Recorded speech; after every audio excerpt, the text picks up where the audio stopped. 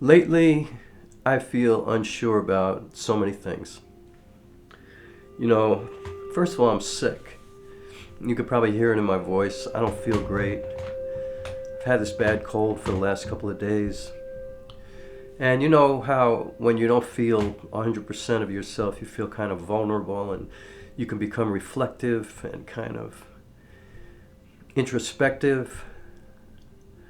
And I've been thinking about a lot of like profound life things, but something happened over the last couple of days that made me want to come here and share this with you, because I think, especially if you're a filmmaker and you're thinking of gear, or even if you're not a filmmaker, but if you just have a YouTube channel or whatever, and you're always wondering if you have the right lenses or cameras or whatever, I think this is, really, really valuable. As a metaphor and also as a literal example of sometimes have patience, sometimes make sure that, not sometimes, all the time, be diligent about your choices in life, but at the same time, allow yourself to be willing to take chances sometimes and be somewhat reckless, I guess, sometimes. So I've been talking about getting a second Panasonic S5, I used the Panasonic S5, and I've been wanting to get a second one because I'm shooting a film with two anamorphic lenses, and I thought it would be a great idea to be able to use both lenses at the same time to get two angles at the same time, so I wouldn't have to redo stuff all the time. And so I made a deal at B&H, and I was going to sell my GH5 because I have a GH5 as a backup camera, and for those who don't know, the S5 is a full-frame camera and the GH5 is a micro four thirds camera. And I bought a GH5 as a backup because I was working on a project for somebody, and we were in some, difficult locations where I thought something could possibly happen to my camera, and I was like, if something happens, I want to have a backup. This person is paying me. I can't say, my camera's fucked up, I can't go on. That's unprofessional. So I found a GH5 online for $475. And I fell in love with it. And the only thing really, well, I'm not going to say the only thing, but the most important thing to me, and this could be a metaphor in life too, but the most important thing to me in a camera is the image quality, what it looks like. Now, that's ironic because the image quality of a camera, in my opinion, is the soul of that camera. Like, it doesn't matter how easy it is to use. It doesn't matter if it has autofocus or IBIS or whatever. To me, what matters to me is how does it look. If you have good enough skills to make any camera work, if you know how to set it up, if you know all the settings, if you know, all of your filmmaking fundamentals, the image quality is the soul and the spirit. And that's the thing with people too, right? And the reason I say it's, ironic is because with people, a lot of times people get hooked up with each other because of the way they look. But in fact, you have to go deeper than that to have any kind of chance of being happy. And so I just fell in love with the GH5. It looks amazing. Whatever I shoot with, it just looks like a movie. The colors are amazing. I have Vlog L, and recently I was experimenting with some picture profiles, and I was like, damn, I can't believe I'm selling this thing, but it's the right thing to do. Get an S5 because I can't put my anamorphic lenses on the GH5. So the smart thing to do is to get a second S5. And I even thought about waiting and getting S1H because I've always wanted that camera because, why? It's got the best image quality. So anyway, what I did was, speaking about, I'm sorry, I got like brain fog. What I did was I started to work out a shot list, and I started to really go over my script, and I started to really think about how I'm going to shoot this film. And I realized that because my two anamorphic lenses are pretty far apart in terms of focal length, like I got a 35mm APS-C and a 75mm APS-C. The 75 APS-C is really close. I mean, I got to be like far away from the camera to use that anamorphic lens, and the 35 is pretty normal, like 40 millimeter equivalent. But what I realized, to make a long story short, is that I don't think I'm going to be shooting with both cameras at the same time. I don't think I'm going to do that. I don't think I actually figured out that that's going to be more complicated for me and give me less flexibility to do the things that I want to do. And also, you know, it's really hard to get two solid angles shooting yourself.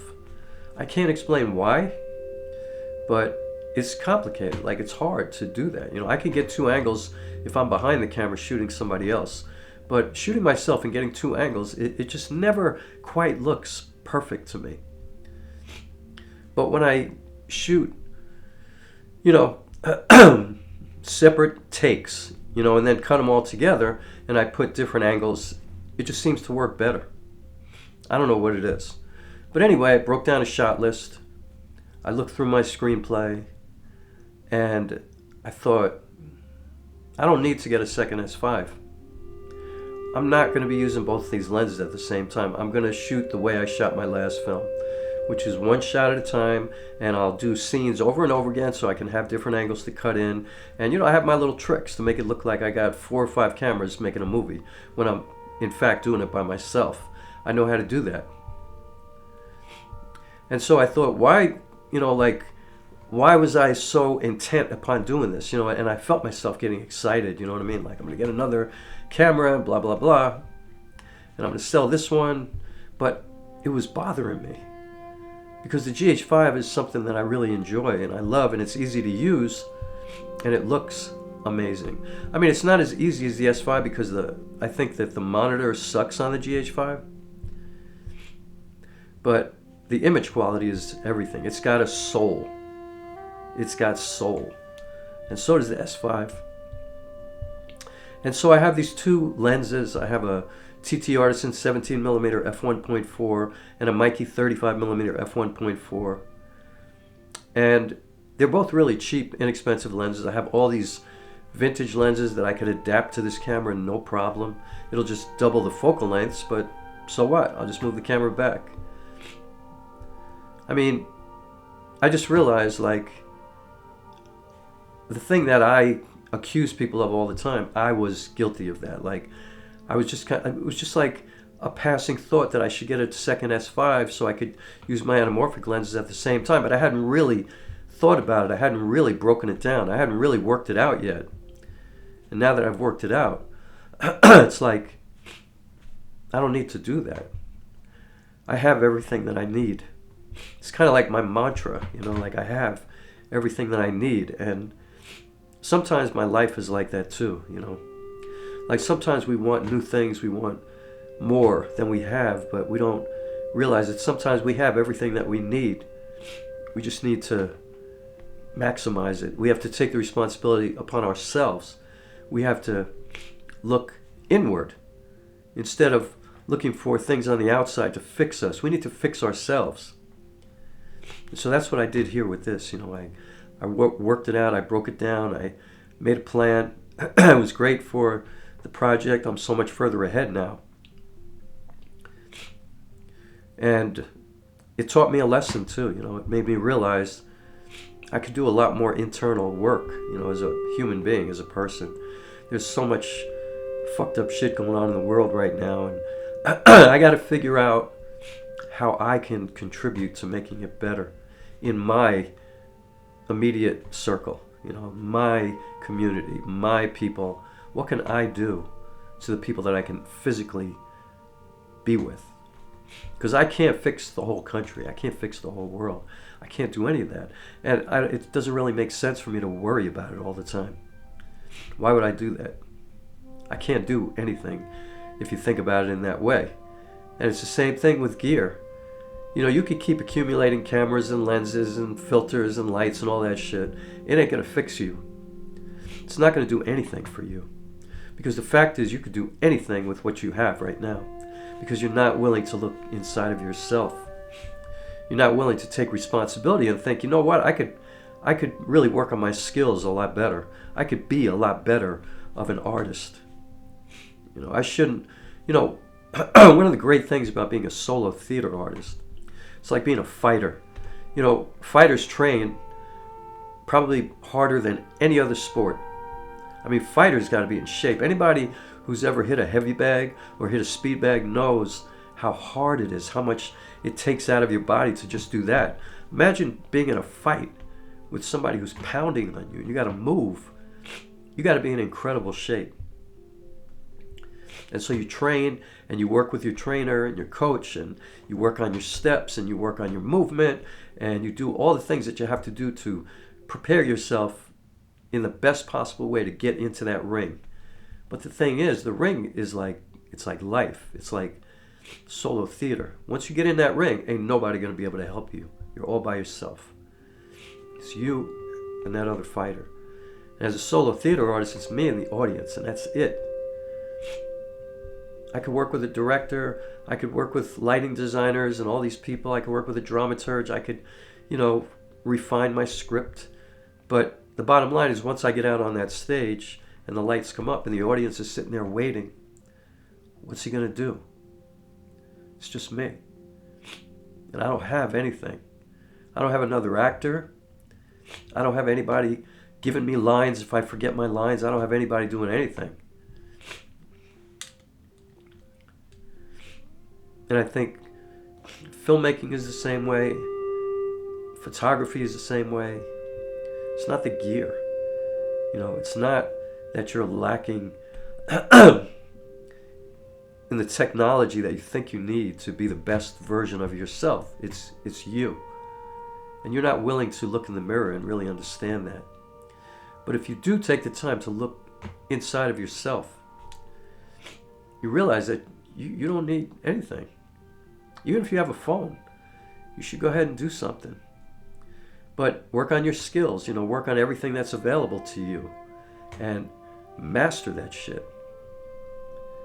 And so I didn't need a second S5. And as a matter of fact, I'm using the GH5 right now because I love the way it looks. I love to use it. I'm grateful to have it. It cost me $475. This was a $2,500 camera when it came out, I think. $2,200, something like that in 2017. But it's still the same legendary camera that it was called at that time today. As time passes, it doesn't suddenly get to be a bad camera. It might not have all of the new technology, the phase detect autofocus and more IBIS and all that, but it's got incredible IBIS stabilization for those who don't know. It's got decent autofocus. I don't use it, but it's decent for head, talking head stuff. So I guess I just wanted to share that I actually went to B&H, and while I was there working with this guy, who was really nice, made me a good deal for the GH5, my 2 lenses, and my Weebill S. I was sitting there and I was thinking, I want to go home and just work some things out in my head first. And he was like, sure, no problem. So I went all the way down there and I came all the way home. I spent like 3 days really working it out. So I won't be going back to B&H to get an S5. I got an S5 and I have a GH5. And I have so much more than most people have. People would die to have 2 cameras of this level. People would give their right arm to have 2 cameras that are this capable. I feel like an asshole for even wanting to replace this camera. It's so good. And even these lenses are so good. This looks good, right? This lens cost me $75, brand new. Brand new. TT Artisan, 17mm f1.4 micro 4/3. Built like a little tank. It's all metal. It's a beast. And it looks great. I don't know why. It's not supposed to, right? It's so cheap. So yeah, I feel weird that I even wanted to do that I allowed myself to get caught up in that I was thinking in that way, wasting my time, wasting my attention, like taking my attention off the things that I need to pay attention to, which is a life thing too. Because sometimes we pay attention to everything around us that's taking the attention from what we need to pay attention to, what we need to attend to, what we need to improve, to work on, to, again, take the responsibility, the personal responsibility to be better, to maximize what we have. And then, you know, if you get to the point where you feel like you're maxed out and you're being held back, like really held back, like if you really think about it, you really do everything in your power to maximize where you're at, then yeah, you got to figure out how to get to the next level. And in this case, it might very well be another camera. In life, it might be another situation, whatever. But I would say 95% of the time, you can work things out right where you're at. And I think there's great value in that. I think, in fact, there's much better value in that than just constantly switching and going somewhere else, getting something new. I think it's better to commit, to sit there and be grateful for what you have and feel fortunate. And understand that, you know, a lot of people would be very happy to switch positions with you. A Panasonic S5 and a Panasonic GH5. Come on. Think about when these two cameras first came out. They both cost around $22,000. They were both considered massive, epic pieces of equipment when they came out. Now they're thought of as nothing. And that's just consumerism. It's capitalism. It's marketing. It's bullshit. So I'm staying right where I'm at. And I'm going to make a great film. I'm going to work as hard as I can. I'm going to commit to it. And I'm going to continue to try to be a better person every day and try to work on myself more and be better and have more empathy, have more soul, like the GH5, like the S5, like me. You know, I think you want to accumulate as much soul as possible. Build your soul, build your spirit. You already have that inside of you. You don't need to do anything else.